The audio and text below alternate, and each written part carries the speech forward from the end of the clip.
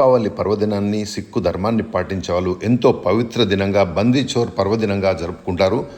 సిక్కు ధర్మీయుల 6వ ధర్మగురువు హర్గోబింద్ గురువు గారు అమృత్సర్ పట్టణంలో ఒక కోటను నిర్మించి అకల్ సేనాను నిర్మిస్తారు.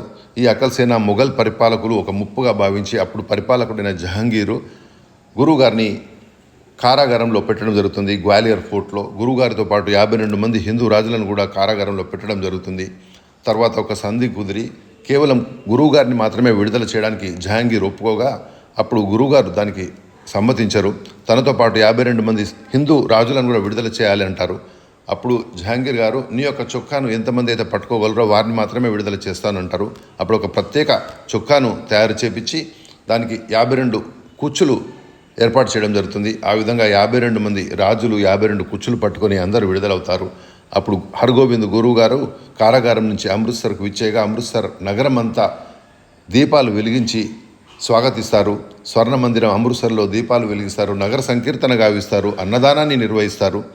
ఈ విధంగా ఆ రోజు పర్వదినంగా జరుపుకుంటారు. ఇది నానక్షాయి క్యాలెండర్లో కూడా పేర్కొనడం జరిగింది. ఈ విధంగా వారి యొక్క చొక్కా ఇది గ్వాలియర్ ఫోర్ట్లో గురుద్వారా.